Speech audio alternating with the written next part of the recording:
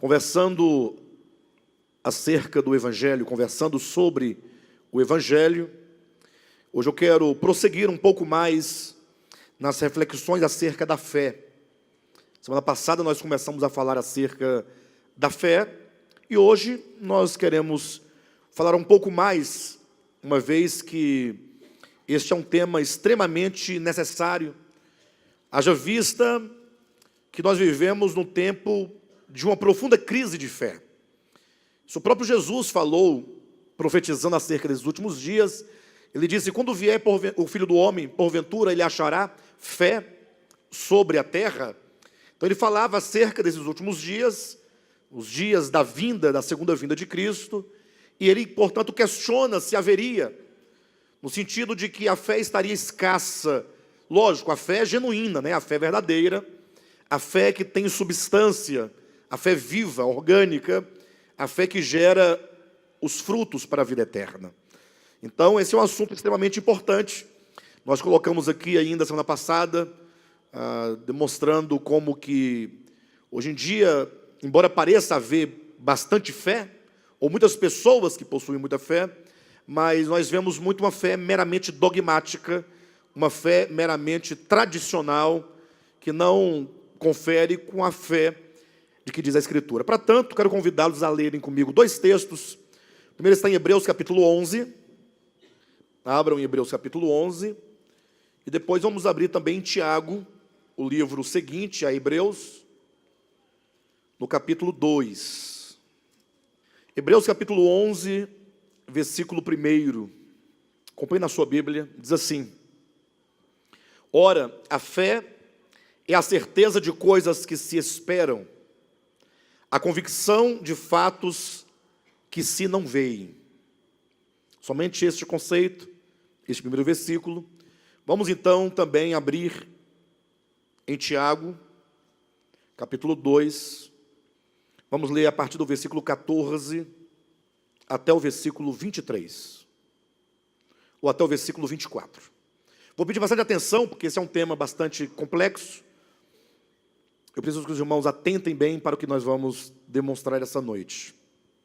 A partir do versículo 14 diz assim: meus irmãos, qual é o proveito se alguém disser que tem fé,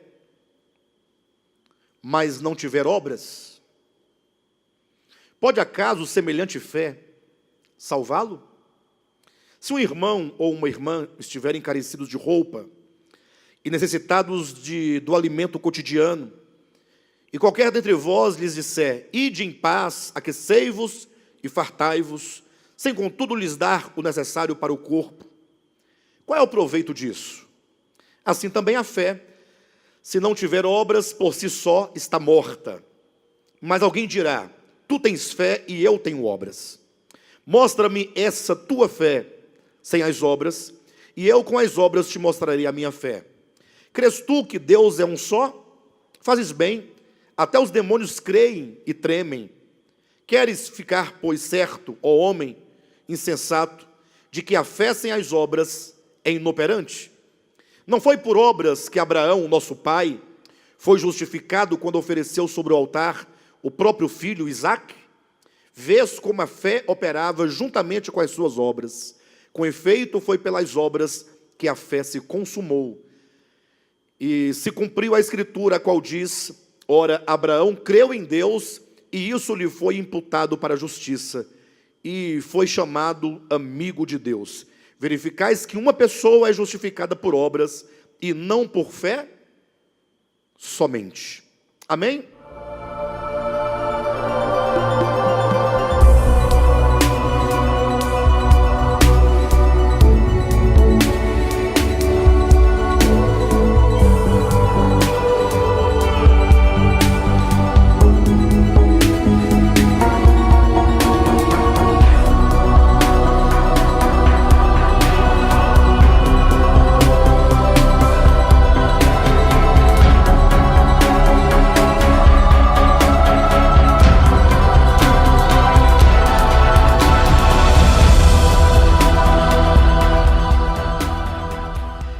Dois textos, ambos falam sobre a fé, e eu tenho pensado muito acerca de questões fundamentais da experiência cristã, como arrependimento, fé, novo nascimento, temas que aparentemente são muito simples, né?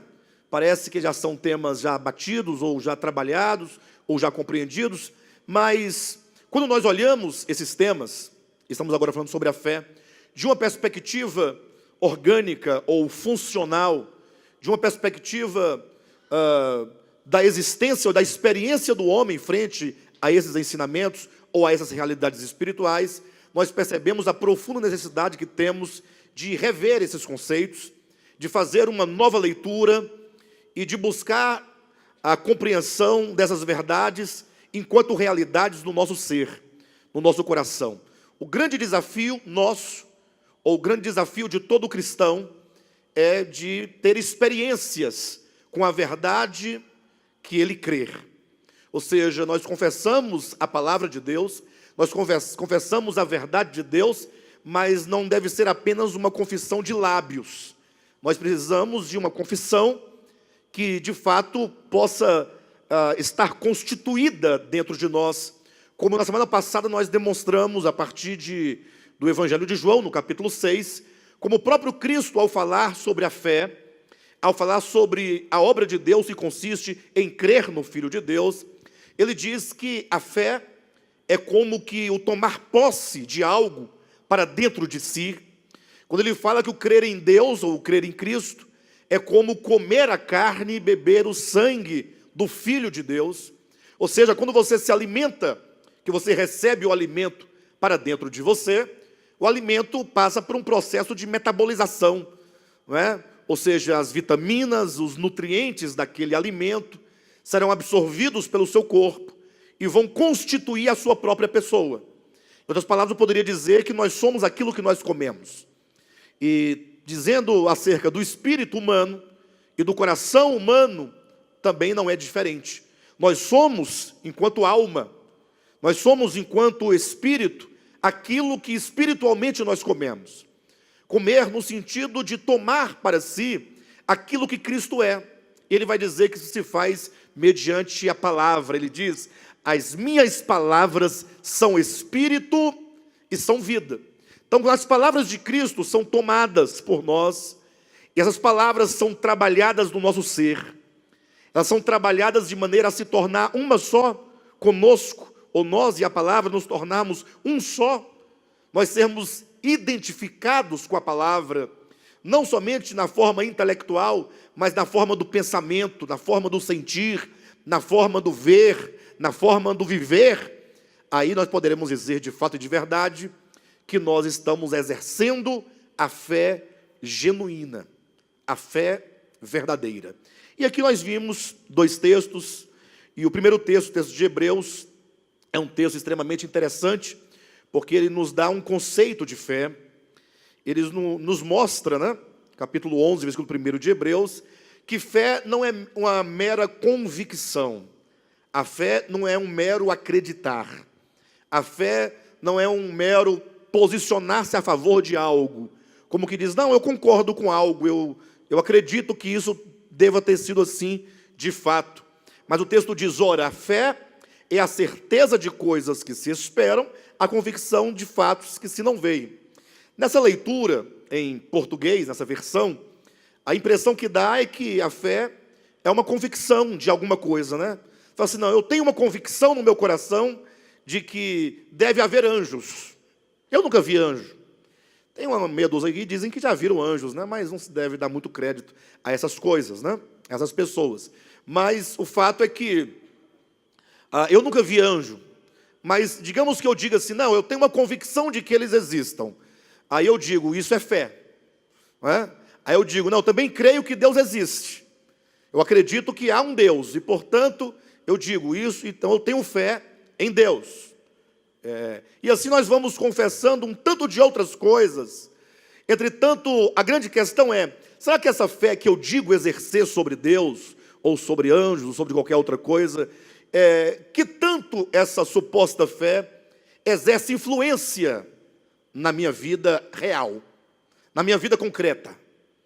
O quanto que essa fé me move e faz eu viver e agir em consonância com essa fé que eu digo ter.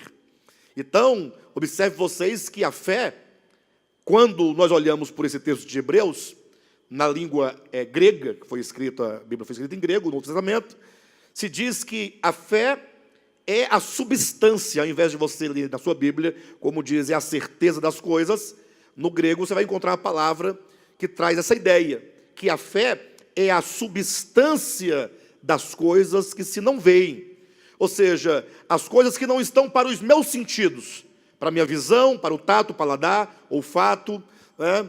Mas que é uma substância dentro de mim. Portanto, a fé trata de uma realidade que está dentro de você, que já existe em você, e, portanto, você pode experimentar esta substância. A palavra grega se traduz aquilo que tem fundamento, uma substância, um ser real, a qualidade substancial, a natureza de uma pessoa ou de uma coisa.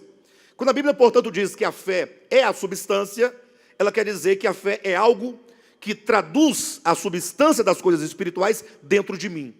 Portanto, se eu digo que eu acredito, mas dentro de mim aquilo não está constituído, não se move em mim, não me leva a experimentar aquilo que eu digo que eu creio, então certamente eu posso ter uma fé teórica, uma fé tradicional, uma fé dogmática, não, entretanto, uma fé verdadeira. E quando se fala, portanto, dessa fé verdadeira, uma fé viva, como que uma força interior que me dá não somente a certeza de algo, mas me faz experimentar aquilo que eu não posso ver e que já é presente. Então, essa fé nós podemos observar no contexto do livro de Tiago, demonstrada na vida e na experiência de Abraão. Abraão, vocês sabem, ele é chamado na Escritura de o pai da fé. Não que ele tenha gerado a fé para todo mundo, até porque a fé é um dom divino, é um dom de Deus. Mas aqui Abraão ele é colocado como protótipo de alguém que creu verdadeiramente, apesar de todas as suas limitações humanas. No caso, Abraão era um homem extremamente limitado, e como homem, na parte humana, ele precisava de experimentar o crescimento e, sobretudo, o aperfeiçoamento da sua fé. A fé em si mesma, ela tem uma qualidade plena. Não existe fé pequena nem fé grande, a fé é uma só. A fé enquanto fé. Agora, quando digo que eu experimento essa fé, eu tomo para mim essa fé, ou ela é gerada dentro do meu coração, aí eu me deparo com o elemento humano, o homem. E o homem, portanto, no caminho da sua experiência de fé, ele precisa de aperfeiçoamento em relação a essa fé. Até que a fé o ganhe completamente, até que o homem passe a andar completamente por fé, ele tem toda uma trajetória. E em Abraão nós vemos essa trajetória, nós vemos aqui em Tiago falando acerca da fé, e ele dá como exemplo primordial Abraão, este que é para nós o protótipo de um homem cuja experiência foi movida sobre a terra mediante a fé. Então, olhando para Abraão, nós podemos entender um pouco a nossa experiência humana. Nós sabemos que Abraão, ele, quando foi chamado, ele habitava em Ur da Caldeia, foi chamado por Deus para deixar a sua família, deixar a casa do seu pai, deixar os seus bens, que ele tinha, as suas terras, propriedades, lá em Ur da Caldeia. Ele deveria sair simplesmente pela fé em Deus, para um lugar que Deus haveria de lhe mostrar. Então a experiência de Abraão começa com um chamamento, a partir de uma intuição interior, que Deus diz para Abraão: Abraão, levanta-te, porque eu tenho um propósito contigo. Veja que Abraão era um homem comum, morava numa terra comum, no meio de pessoas idólatras, inclusive. Ele morava em Ur da Caldeia, inclusive a época da construção da cidade Torre de Babel. Ele morava na Mesopotâmia, morava naquela região de rebelião, e Abraão, portanto, ele é chamado por Deus. O que implica que todos nós começamos a nossa história de fé quando nós temos intuitivamente a certeza de que Deus tem um propósito na nossa vida. Ocorre que as pessoas, todas elas, têm certamente fé no coração. A fé é um dom de Deus, um atributo do espírito humano, que Deus criou com essa qualidade de crer em Deus. A Bíblia diz que Deus colocou a eternidade no coração do homem. Então esse desejo por viver eternamente, esse desejo pela eternidade é um dom divino.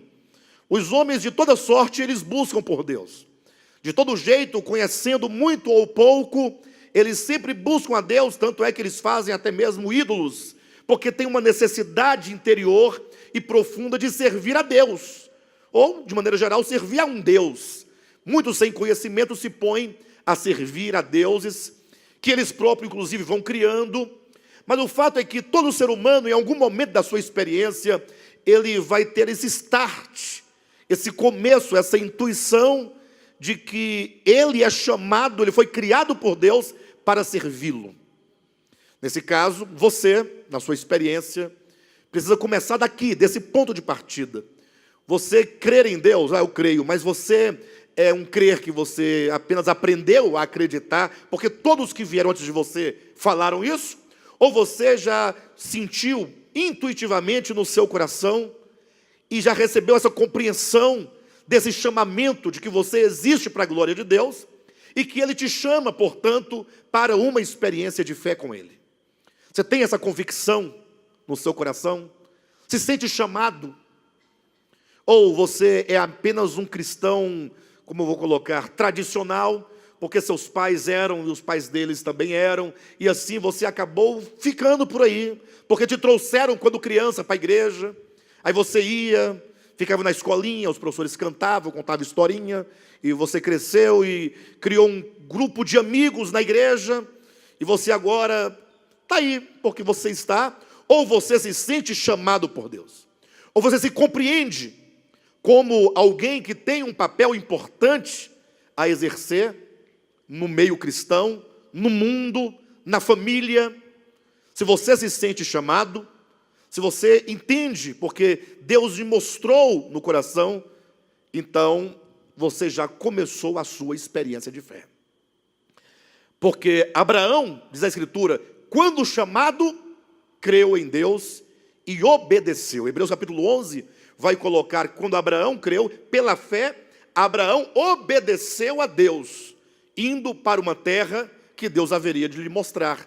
Ou seja, observa que o livro de Hebreus, e aqui é um texto interessante, se você observar Hebreus capítulo 11, dê uma olhadinha na sua Bíblia rapidamente, versículo 8 diz, pela fé, Abraão, quando chamado, obedeceu, a fim de ir para um lugar que devia receber por herança, e partiu sem saber aonde ia. Então veja que é dito, Abraão, pela fé, obedeceu. Então veja que não há nenhuma dicotomia entre a fé e a obediência. Infelizmente, muitos ao falarem sobre a fé, ele diz, não, eu apenas creio, não me exija nada, não me cobre nada. O homem é salvo pela fé. E é verdade, o homem é salvo pela fé. Pela graça sois salvos mediante a fé. Isso não vem de vós, é dom de Deus, não de obras para que ninguém se glorie. Entretanto, veja que a fé de Abraão era uma fé como um motor para fazê-lo se movimentar, colocá-lo em movimento. Abraão tinha uma vida construída em Ur da Caldeia. Pense você comigo, ele tinha uma história. Ele tinha ali toda uma história, tinha uma família, tinha os parentes. Ele foi nascido e criado naquela terra. Aí, de repente, algo dentro dele se move. E aí vem a voz de Deus dizendo, Abraão, chegou a hora de caminhar por fé. Levanta-te, deixa tudo para trás e vamos agora para uma terra que eu vou te mostrar. Aí diz a Escritura, Abraão creu em Deus. E essa fé o fez obedecer. Portanto, a obediência é o resultado de uma fé genuína. Tiago, sabendo disso, ele escreve o seu livro exatamente para confrontar uma igreja e, sobretudo, uma liderança que havia nessa igreja, de pessoas que diziam que tinham a fé, mas Tiago não podia ver exatamente essa fé em produção, essa fé em movimento. Tiago via pessoas que falavam em Deus, diziam crer em Deus, mas eram incapazes de reagir positivamente àquilo que eles próprios ensinavam. Ou seja, eles ensinavam algo, mas eles não tinham força para praticar aquilo que eles diziam ser correto, que eles acreditavam ser a verdade. Então Tiago fala assim, olha, Que tipo de fé é essa que vocês possuem? Ele começa a fazer um questionamento. Ora, pense comigo, ele vai dizendo, capítulo 2, versículo 14 de Tiago, ele começa a fazer um questionamento a essas pessoas, dizendo o seguinte: veja, meus irmãos, qual é o proveito se alguém disser que tem fé, mas não tiver obras? Pode acaso semelhante fé salvá-lo? Observa que Tiago em nenhum momento ele está dizendo, pode por acaso a fé, sozinha, a fé salvar o homem? Ele não está questionando a salvação por meio da fé. Não há conflito algum entre Tiago e Paulo. Ele está dizendo, pode porventura semelhante fé salvá-lo? Em outras palavras, quando ele diz semelhante fé, ele está dizendo, esse tipo de fé que você tem, que é uma fé meramente professa, é uma fé industrializada, uma fé religiosa, uma fé de uma mera confissão em objetos religiosos, uma fé que não faz parte do seu coração, uma fé que é da boca para fora, uma fé que não se move. Ele vai no questionamento, pode porventura semelhante fé salvá-lo? Olha só o exemplo que ele dá. Se um irmão ou uma irmã estiverem carecidos de roupa e necessitados do alimento cotidiano, imagine essa situação, e qualquer dentre vós lhes disser, ide em paz, aquecei-vos e fartai-vos, sem contudo lhes dar o necessário para o corpo. Qual é o proveito disso? Então pensem comigo o que ele diz no versículo 14 e o exemplo que ele dá no 15 e no 16. No 14 ele fala, qual é o proveito de alguém que diz que tem fé? Ele diz que tem fé. Quantos aqui tem fé? Diga aí, diga que tem fé. Ele está perguntando, mas na hora de você exercitar essa fé, ela não aparece, ela não surge. Agora veja o exemplo que ele dá. Está lá um irmão carecido de roupa e carecido de alimento. Ora, quem está com frio, precisa de uma roupa, de um agasalho, né? Para se cobrir ou não? E quem está com fome precisa de quê? De alimento. Mas aí chega lá o cristão diante daquele que está necessitado, chega lá aquele que diz que tem fé. Aí ele fala assim, olha, eu tenho fé, e para demonstrar a minha fé, eu vou liberar uma palavra na sua vida. Olha o versículo 13, leia comigo. Ou melhor, o versículo 15, né? Se um irmão ou uma irmã estiverem carecidos de roupa, necessitados de alimento cotidiano, e qualquer dentre vós lhes disser, ide em paz e aquecei-vos e fartai-vos. Ou seja, ele liberou uma palavra, ide em paz, aquecei-vos e fartai-vos. Ou seja, Deus vai te abençoar. Eu lancei uma palavra na sua vida. Tiago está dizendo, não é assim que se demonstra a fé. Não. Você diz que tem fé porque ministrou uma palavra. Mas qual é o proveito? O outro vai para casa com fome e com frio. Ele diz, a sua fé não resolveu o problema da pessoa. Então, não há proveito algum em uma fé que apenas se manifesta apenas em palavras, e não em obras, e não em atitudes. E aí ele vai falar que essa fé, que é incapaz de produzir o fruto, é uma fé morta, uma fé inoperante, uma fé que não gera resultado, não gera fruto. E aí vem Abraão, esse chamado, para demonstrar, ele sai.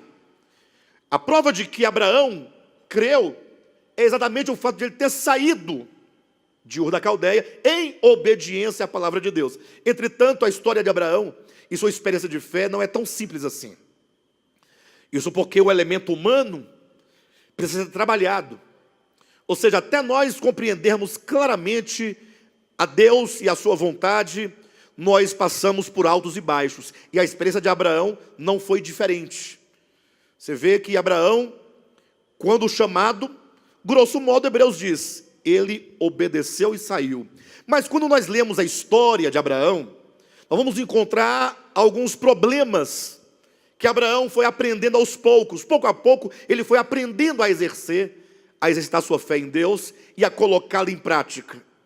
Quando Deus o chamou pela primeira vez, presta atenção, ele ainda habitava em Ur da Caldeia, Mesopotâmia.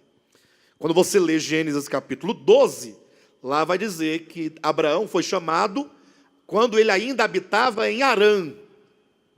Mas se você ler Atos capítulo 7, Estevão, ao contar a história de Abraão, fala que ele foi chamado quando morava em Ur da Caldeia.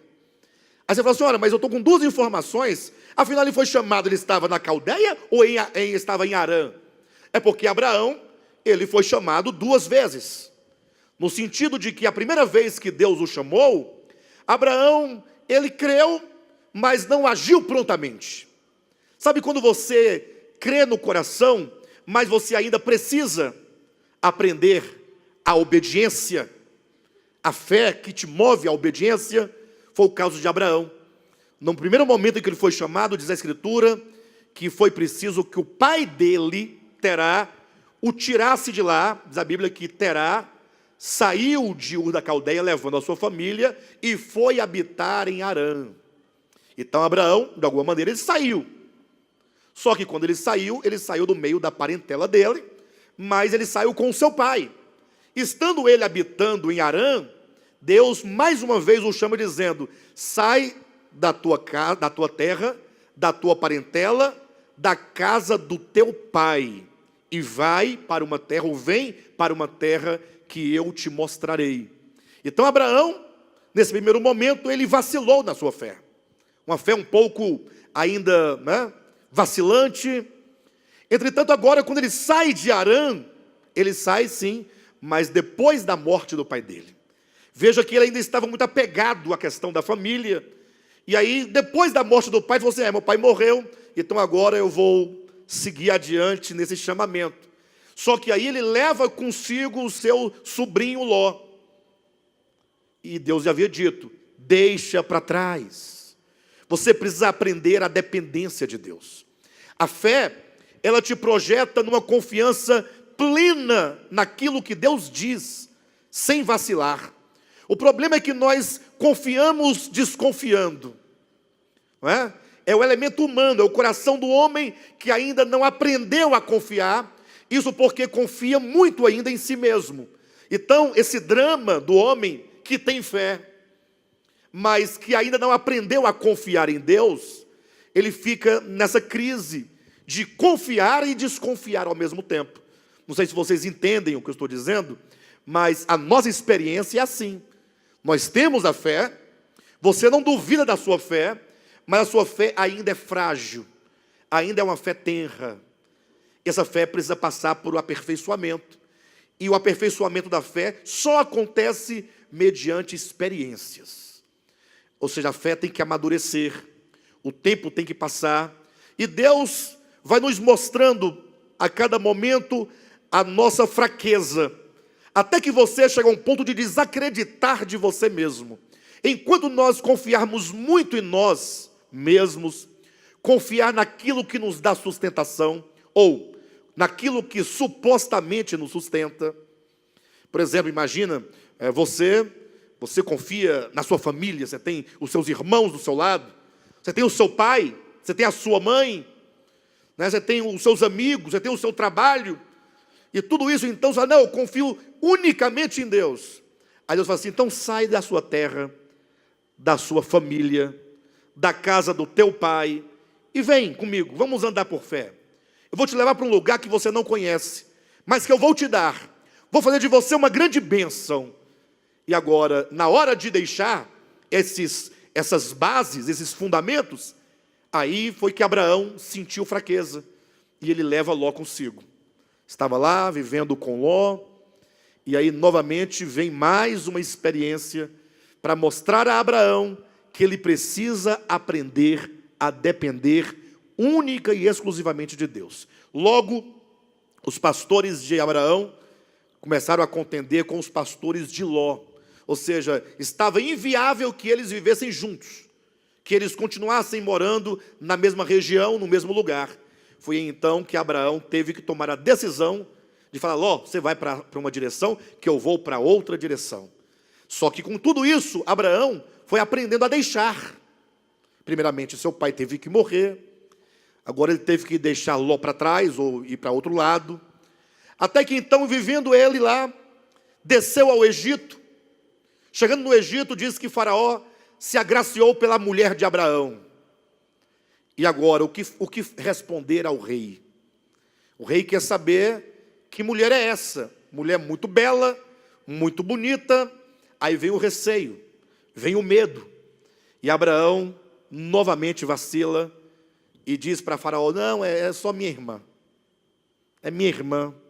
Está em casa, está tudo bem. Olha o risco que ele correu, né? E até não sei o que aconteceu, mas um risco muito grande, porque Faraó se afeiçoou da mulher de Abraão. E Abraão disse que era irmã, e falou: não, presta atenção, rapaz, é minha mulher. Mas e o medo de ficar preso, de morrer, do rei tomar a mulher dele, a força? Então ele quis fazer aquela, né, política da boa vizinhança, né? Mas tudo isso demonstra o quê? Que ele ainda confiava na sua própria habilidade de enganar as pessoas para se dar bem. E eu pergunto, mas ele é o pai da fé. Ninguém há de duvidar que Abraão tinha no coração uma fé genuína. Até porque em nenhum lugar da Escritura a fé de Abraão é colocada em dúvida. Em nenhum lugar da Escritura. Toda a Escritura vai dizer: Abraão creu, Abraão é o pai da fé, Abraão foi chamado amigo de Deus, Abraão foi justificado pela fé. Então não se duvida da fé de Abraão. Mas quando Abraão é colocado nessa linha da experiência humana, do dia a dia, aí nós vamos observar o quanto que Abraão era ainda um homem limitado e que ele precisava ser aperfeiçoado com respeito ao exercício da sua fé. Sabemos que Deus prometeu um filho a Abraão. Abraão, eu vou te dar um filho. Eu te darei um filho. O problema é que Abraão, quando foi para casa e foi conversar com a esposa acerca dessa promessa, foi cogitado, possivelmente pela própria mulher, se Deus, porventura, sabia dos problemas que ela tinha. Será que Deus sabe que eu sou estéril? Será que você avisou a Deus que eu não posso ter filhos? Porque tudo bem que Ele queira me dar um filho, Ele tem muita bondade, mas eu não tenho os meios. E aí começa um problema, porque eu imagino que todo dia a mulher dele falava isso para ele. Porque quando a mulher coloca uma coisa na cabeça, todo dia ela fala. Todo dia a mesma conversa, né? Na hora do almoço, na hora do jantar, na hora de deitar, de levantar. Lá tá, Abraão, você já falou com Deus que eu sou estéril? Você já avisou que eu não tenho condições? Que eu nasci assim? Que eu não tenho nenhum meio? Isso foi encucando a cabeça de Abraão, encucando, foi falando. Um dia ela falou assim: Abraão, que tal você resolver essa pendência? Vai logo, faça um filho na minha escrava. Porque olha a lógica do pensamento de Sara. A escrava é minha, portanto o filho dela será meu. Então você vai lá, faz o filho e Deus cumpre a promessa. Abraão hesitou a primeira vez, hesitou a segunda, mas a ideia fixa de Sara ali não parava, e um dia ela conseguiu dar um golpe final em Abraão, dizendo: Abraão, ou você faz o filho na escrava, para cumprir a promessa, ou nada feito, porque tu já está ficando velho. E você sabe quando o homem fica velho, o que acontece com ele, né? Fica como, Vera? 6,5. Segunda Vera fica 6,5. Marcando 6,5 direto. Toda a vida. Misericórdia. Quando Abraão viu a possibilidade iminente de que ele ficaria impotente, ele falou assim: não tem saída. E aí foi lá e fez o filho na escrava. Você percebe como que a fé de Abraão ainda estava em construção? Ela estava crescendo. É mais ou menos aquela ideia de que diz lá naquela parábola que Cristo conta no livro de Marcos. Ele fala que o reino de Deus é como uma semente que o homem lança sobre a terra, né? E aí primeiro a erva, depois o grão ou a espiga, depois o grão cheio na espiga. Ou seja, há um processo de crescimento.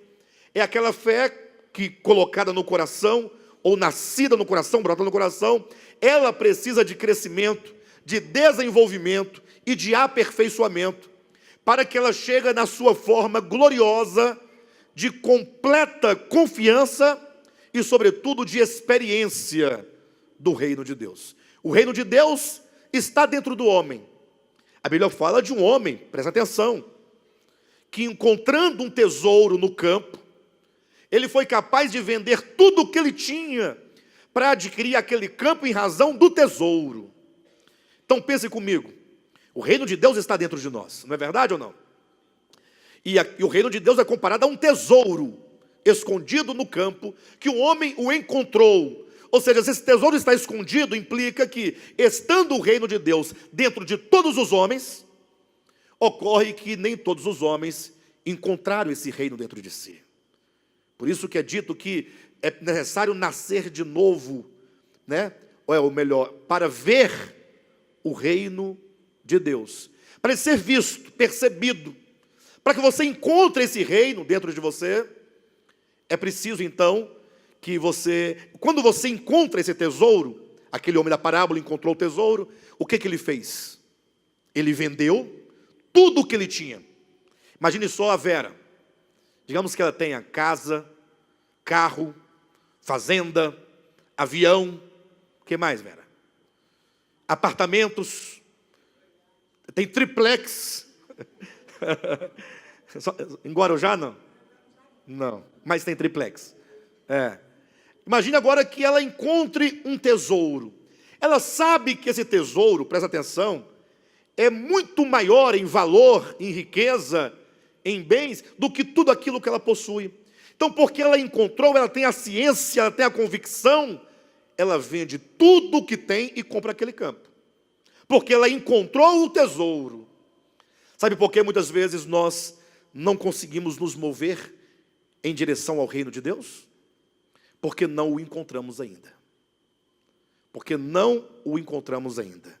Essa semente do reino, relacionada com a fé precisa desenvolver. Primeiro, a erva. Depois da erva, o grão. Depois, o grão cheio na espiga. Olha o processo de crescimento de fé. Na medida que a fé, ela vai galgando várias experiências, que nós vamos sendo frustrados em relação à nossa capacidade natural, porque nós vamos deixando de usar a fé para usar a nossa habilidade, para usar a nossa força, para usar a nossa esperteza. Vamos tentando dar conta da nossa vida. Aí você é frustrado a primeira vez. Aí Deus quer te ensinar. Ande por fé. A fé viva no coração. Aí você é frustrado uma outra vez, uma terceira vez, e assim foi com Abraão. Mas cada vez que ele recebia uma frustração, ocorria que ele ia aprendendo o caminho. Até que um dia Deus falou assim: Abraão, você agora fará o seguinte: vai me oferecer o teu filho em holocausto. Irmãos, pensem comigo. Deus pediu a Abraão as suas terras, falou: sai da tua terra, da tua parentela e vem.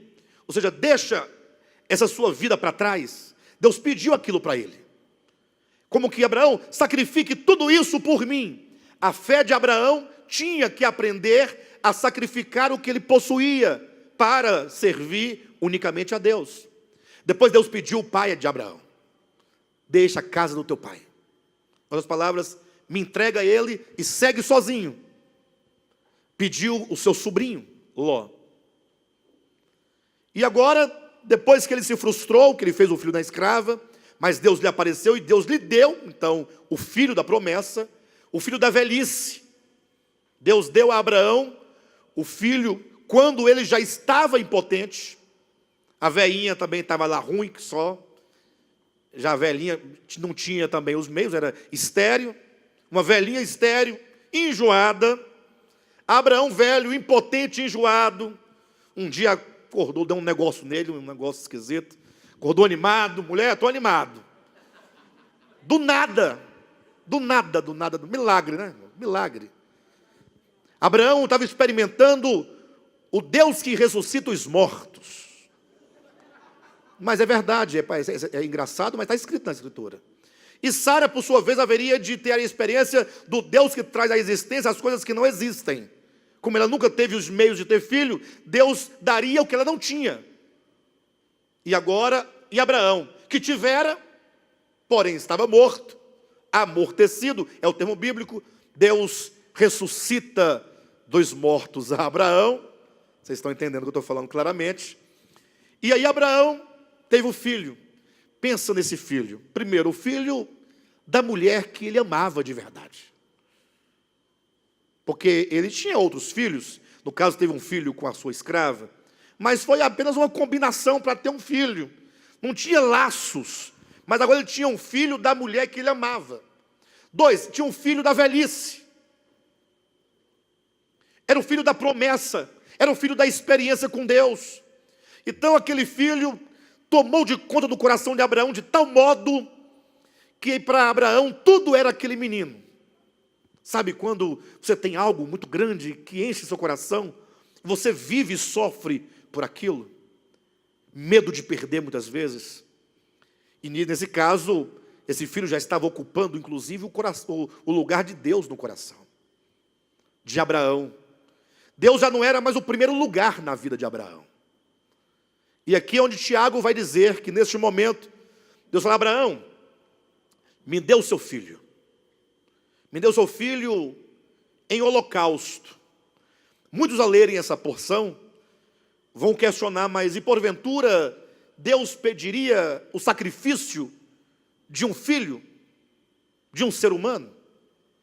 Outros criticam dizendo: esse Deus aí, um dia eu ouvi um homem, uma certa figura, aí falando dessa questão, mas o fato é que nós não podemos pensar dessa maneira, porque Deus de maneira alguma pediu que Abraão sacrificasse o seu filho sobre um altar imolado e o sangue derramado. Lógico, ali é uma pedagogia divina, é Deus ensinando a Abraão, levando Abraão ao exercício pleno dessa fé, e para nos ensinar que não existe fé sem entrega. Não existe fé apenas declarada. Ou a sua fé, ela tem um fruto palpável, real, concreto, ou não é fé. O grande questionamento de Tiago é exatamente este. Abraão, você vai me entregar o seu filho, mas veja, você vai até o Monte Moriá, caminho de 3 dias e 3 noites, vai subir o monte e vai fazer o altar, vai colocar o seu filho sobre o altar e vai sacrificá-lo a mim. Deus é muito sábio, porque Deus poderia falar: Abraão, senta aqui que eu vou te ensinar a fé. Sentar os dois, ou mandar um grande profeta, um anjo, e falar: Abraão, a fé tem que ser assim. Criar um conceito bonito, fazer um dogma da fé, explicar para Abraão. Não, Deus fala assim: eu vou ensinar a fé no cotidiano. A fé, ela está no coração, ela brota do coração, e ela tem que realizar efeitos concretos dentro do homem, de modo que esses efeitos se materializem e se manifestem no viver diário. Deus fala assim: Abraão, você vai a caminho de 3 dias. Sabe por quê que Deus fez isso? E Deus não pediu que Abraão sacrificasse o menino no mesmo dia, nem no quintal de casa, porque Abraão podia dar um surto de fé, e depois falar assim: ixi, Deus mandou, já matei, nem vi uma situação. Não, Deus queria que Abraão tivesse a reflexão da entrega. Cada passo que Abraão dava em direção ao monte era uma decisão a favor de Deus, pela fé. Cada passo. E o pior que diz a Escritura que nessas noites, dessas 3 noites que ele estava caminhando, foram noites em que o céu mais mostrava as estrelas, para que ele visse aquela multidão de estrelas e se lembrasse da promessa divina, que Deus daria a ele uma descendência como ou tão numerosa como as estrelas dos céus, para gerar o conflito, que Deus vai dar uma descendência a partir desse filho, a quem ele pede em sacrifício. Essa crise é para dizer: não precisa entender perfeitamente tudo, apenas obedeça, entrega. E Abraão foi 1 dia, 2 dias, levando o menino, abraçado com o menino. Pai, mas não está chegando, né? Não, calma, filho, está chegando. É no Monte Moriá. Chegou ao pé do Monte Moriá. Ora, vamos somente nós dois, os criados vão ficar aqui embaixo. Pegou o feixe de lenha, colocou nas costas de Isaac. Falou: agora vamos subir o monte. Isaac já era um menino crescido, observou, falou: pai, aqui está o fogo, aqui está a lenha, mas cadê o cordeiro? Se nós vamos sacrificar a Deus, onde está o cordeiro? Abraão olhou para o cordeiro e falou: ó, meu filho, Deus proverá. O cordeiro era o próprio Isaac. Deus proverá para ser o cordeiro. Mas o fato é que quando Abraão fez lá o altar e colocou Isaac, bem deitadinho, vira para cá, filho, papai vai amarrar a perninha, tá? Mãozinha, fecha o olhinho. E diz a Escritura que quando Abraão estava para descer o cutelo, ou seja, no coração, já estava formada a decisão da entrega. Ou seja, não havia mais volta, e não havia dúvida. O livro de Hebreus capítulo 11 vai dizer que Abraão, ao determinar entregar o seu filho a Deus em sacrifício, ele tinha a convicção de que Deus o ressuscitaria dentre os mortos, se fosse o caso. Ele estava claro. Foi um momento em que Abraão estava vivendo plenamente para Deus. Foi quando a fé de Abraão alcançou o ápice da maturidade e do aperfeiçoamento. Abraão agora se tornou de fato e de verdade o pai da fé. Quando ele foi descendo o cutelo, Deus diz a Abraão: não mate o seu filho. Isso demonstra claramente que nunca foi a intenção de Deus de que ele matasse literalmente o seu filho. Deus queria sim um sacrifício, mas que esse sacrifício ocorresse no coração de Abraão.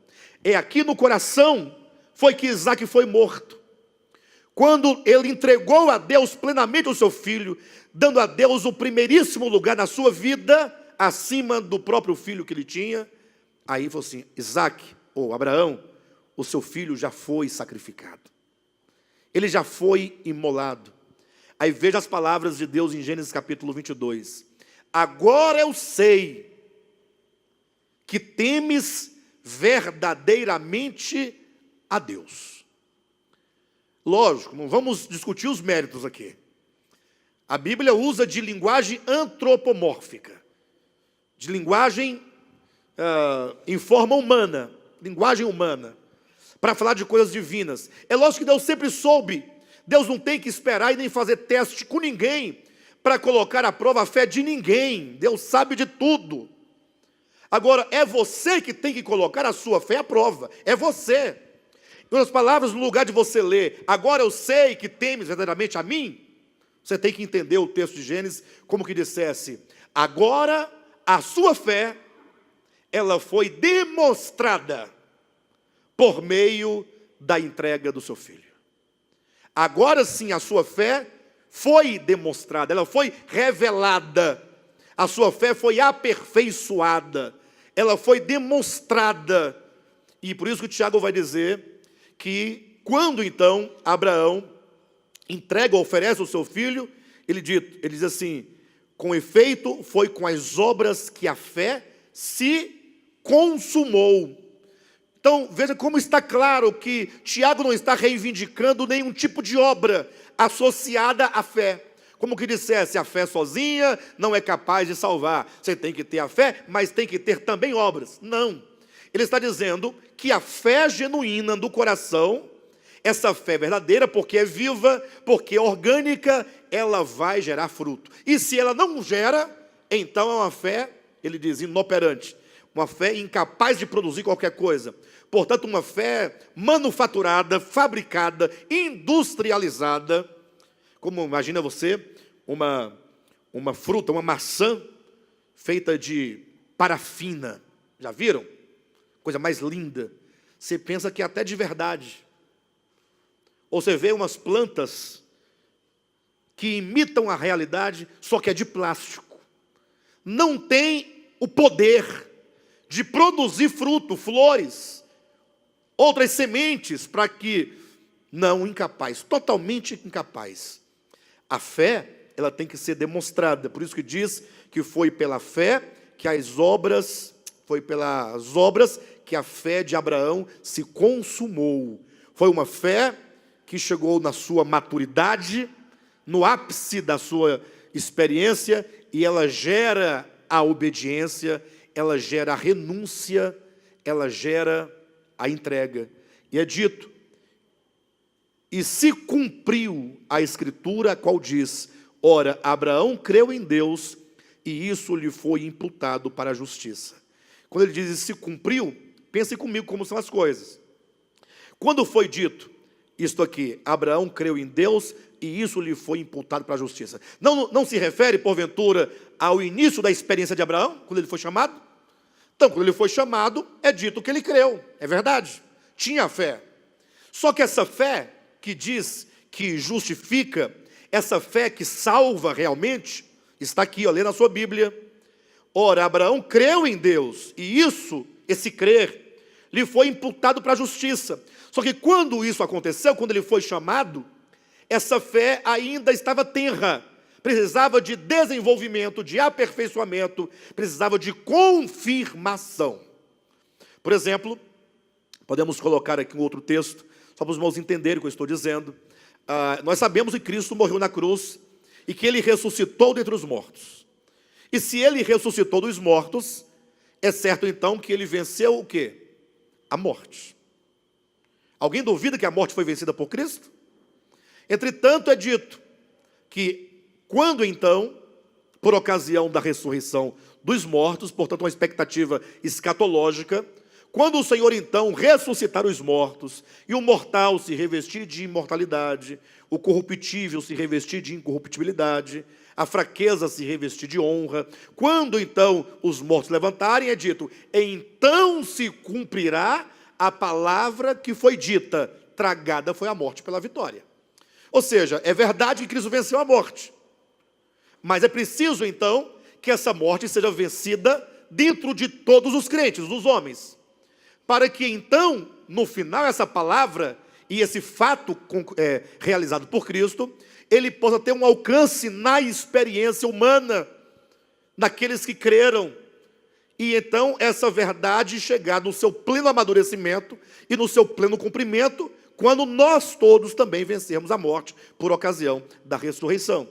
Então, no caso de Abraão, é verdade que a fé estava ali, só que ela precisava de atingir esse âmbito da experiência humana. A fé não está para as coisas metafísicas, embora tenha essa relação, mas a fé é que nos coloca dentro de uma experiência real e concreta com as coisas divinas. Afinal, fé é a substância das coisas que eu não vejo, ou das coisas que não estão para os meus sentidos. Então, observa que a fé não é algo que você fala, não, deixa aqui a minha fé, quando for domingo eu vou adorar a Deus com a minha fé. Aí vem com a sua fé para a igreja, aí canta os hinos e volta para casa e guarda a sua fé.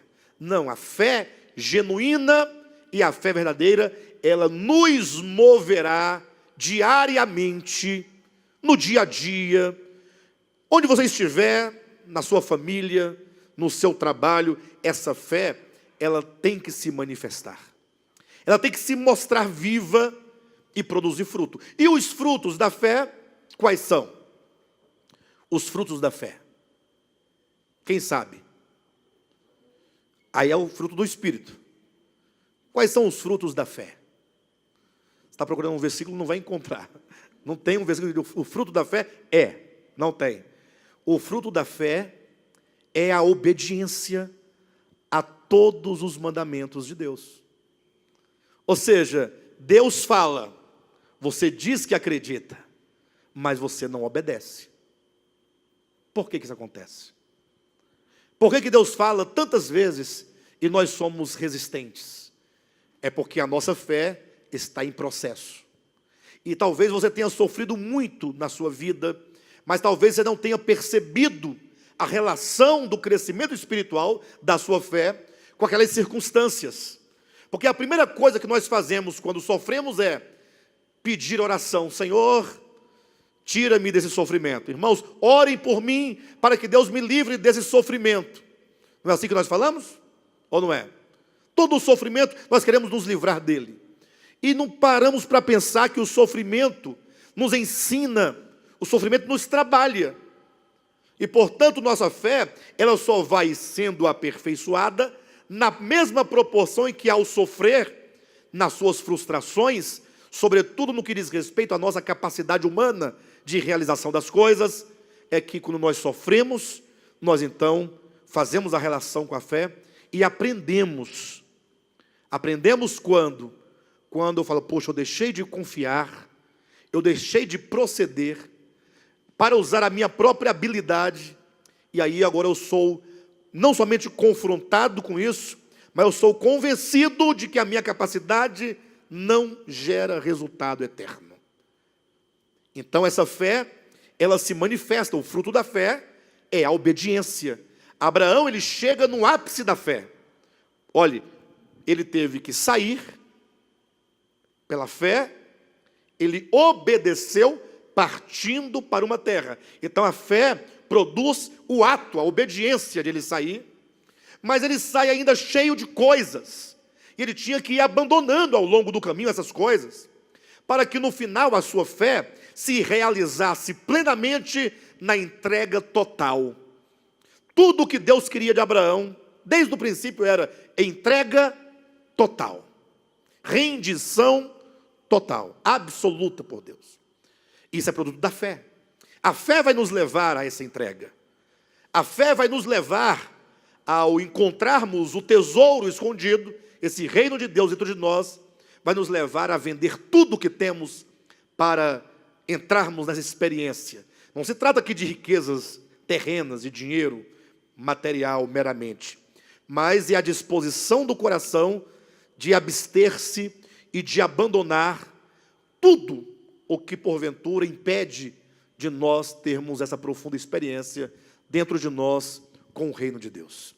Então, o fruto da fé é a obediência. Ou seja, nós seremos movidos e seremos levados ao cumprimento de toda a vontade de Deus em nossas vidas.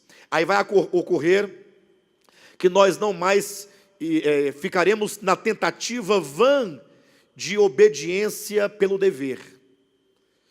O dever compulsório do fazer. Pensa num castigo que é. Imagina uma pessoa que trabalha todos os dias, 6 da manhã às 6 da tarde, tem que pegar um ônibus cedo, chovendo, ônibus apertado, levando sua marmita, trabalha no pesado, para os outros, patrão chato, ele vai pelo dever compulsório, ou não? Sim ou não? Ou ele vai feliz, a coisa melhor do mundo é levantar cedo, pegar o ônibus para ir trabalhar. Não, ele vai porque ele é obrigado, por circunstâncias, sobretudo financeira, ele precisa daquele salário, do contrário não iria. Isso pode ser relacionado à experiência do homem, que por não ter ainda desenvolvido essa fé, ele vive na tentativa de obedecer a Deus. Aí, quando ele vai obedecer, é uma luta. A obediência lhe torna um fardo, uma cobrança. Tem que fazer. Aí eu tenho que obedecer. Eu tenho que proceder assim. Aí surge a questão do tal do amor, como dizem agora, né? Agora é o tal do amor. Aí então tem que amar. Isso lhe será um fardo. Você pensar que tem que amar o outro. Ah, eu tenho que amar. É um mandamento. Se eu não amar, não serei discípulo de Cristo. Ninguém saberá que eu digo. Então eu tenho que amar. Como é que você tem que amar? E o que você fará para amar? Ah, vou ter que amar agora. Agora, quando você tem a experiência da fé, a fé, ela vai te fazer perceber e experimentar a substância do amor que já está em você. Deus já derramou o seu amor nos nossos corações, já está aí. É a fé que vai fazer com que este amor se manifeste naturalmente. Por isso nós precisamos, ao invés de ficar pensando, eu tenho que realizar isso ou aquilo outro, nós precisamos começar a pensar e a repensar a nossa experiência de fé. E orar como aquele homem lá do Evangelho dos Evangelhos, disse ao Senhor: Senhor, ajuda-me na minha fé. A nossa fé precisa, portanto, desse aperfeiçoamento. Quando ela começar a entrar nesse processo de maturação e de aperfeiçoamento, toda a vontade de Deus, os mandamentos, aquilo que nós sabemos que é bom, que é o Evangelho, será algo totalmente natural dentro de nós. Abra sua Bíblia rapidamente no livro de Romanos, vou encerrar com esse texto. Romanos capítulo 10, versículo 17. E assim, a fé vem pela pregação, e a pregação pela palavra de Cristo. Ou como diz outra versão, a fé vem pela palavra, e a palavra... Não, a fé vem pelo ouvir, e o ouvir pela palavra de Deus. Então, a maneira que nós temos de promover o amadurecimento da nossa fé é exatamente nos expondo à palavra de Deus. Quando você se expõe à palavra de Deus, você então ouve, você deve ouvir a palavra com o seu coração, você deve ouvir a palavra como alguém faminto diante da comida, e ao ouvir a palavra, você deve então acolhê-la no seu coração, e você deve orar a palavra de Deus. Olha, de nada vale se nós tão somente frequentarmos igreja. A fé, essa fé tradicional, a fé professa, essa fé dogmática, ela é uma fé frequentadora de cultos e de igreja. Ela não tem relação orgânica com aquilo que é ministrado. Tem a sensação só de dever cumprido. Essa semana eu já fui ao culto domingo, pronto. Já levei meu dinheirinho, já deixei lá minha oferta, então já resolvi minha vida. Semana que vem eu vou de novo. Né? É preciso que quando nós nos reunimos para congregar, quando nós nos congregarmos, é preciso que nós tenhamos uma atitude, sejamos proativos em relação a tudo o que acontece, ouvindo a palavra com o coração e orando essa palavra, orando. A semana você tem um conteúdo de oração. Senhor, a minha fé precisa de amadurecimento. Senhor, a minha fé precisa de desenvolvimento. Senhor, a minha fé precisa de ser demonstrada. É preciso, Senhor, que a minha fé frutifique. É preciso que eu ouça Deus dizendo: agora sim eu vejo que verdadeiramente temes a Deus, como é dito de Abraão, no sentido de, agora sim, a sua fé tem a evidência de que é uma fé genuína. A evidência de uma fé genuína é o seu fruto. Então você pode orar essa palavra. E a semana que vem, quando você vier, você vai ouvir outra ministração acerca do Evangelho, e certamente você vai ser confrontado, que a palavra de Deus sempre nos confronta, e essa palavra vai gerar em nós o quê? A fé. Palavra ministrada, palavra acolhida, palavra que se torna objeto da sua oração, da sua meditação, ela certamente vai gerar o fruto. Isso é certo. Então é preciso que nós tenhamos essa atitude em relação às coisas espirituais. Eu sei que a gente vive no tempo mesmo de Laodiceia, isso é claríssimo. É um tempo de mornidão terrível, mas esse tempo ele existe para ser vencido. Nós somos convidados a vencer toda a apatia e, sobretudo, o tradicionalismo. Vencermos, sobretudo, a teologização da verdade para uma experiência orgânica da verdade. Este é o nosso grande desafio. Amém, igreja?